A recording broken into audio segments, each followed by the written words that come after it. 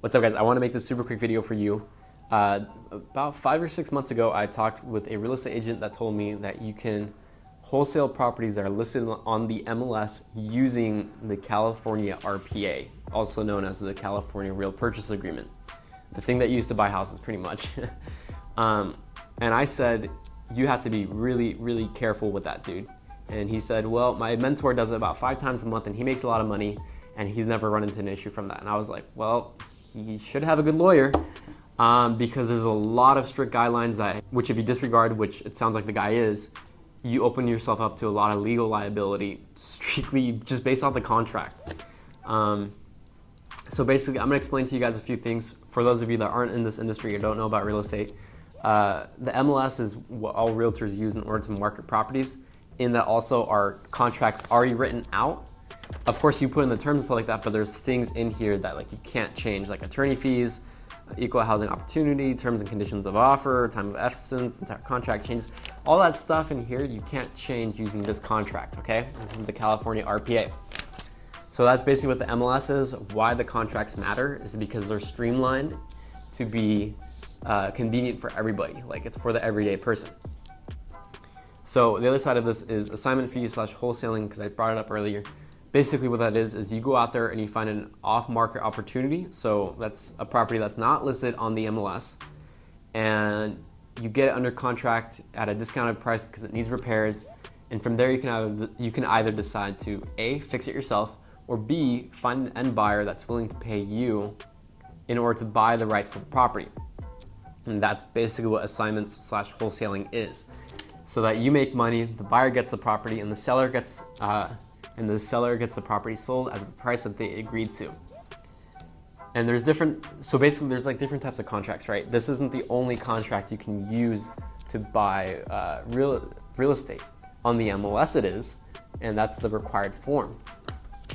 But if you're doing this off the MLS, then there's a number of different contracts that you can use. What really matters with each contract is that it's legal and enforceable, and there's a bunch of other components that make up a contract. So that's not void or voidable or illegal, that sort of thing.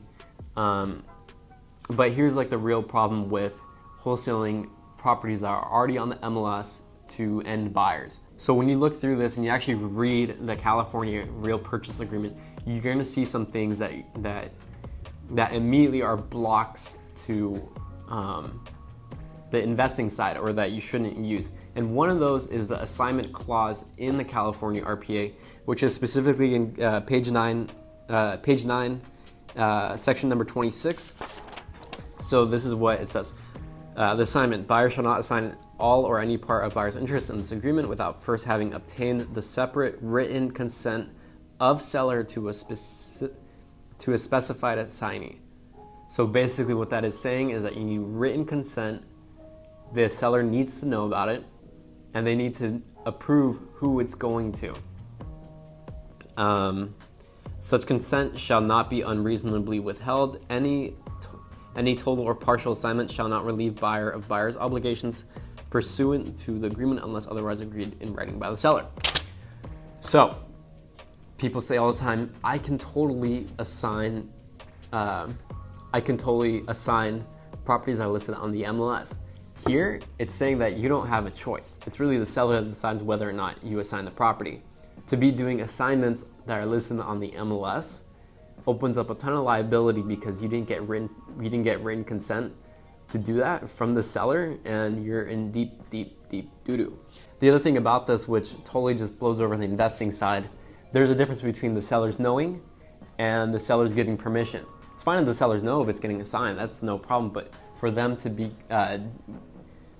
giving the permission is where a lot of people are not going to do that, or they're going to simply disagree, yada yada yada, which makes real estate investing, specifically assignments / wholesaling on properties listed in the MLS, very, very hard. And when you can do it, the guidelines are very stringent against or protect the seller from doing that.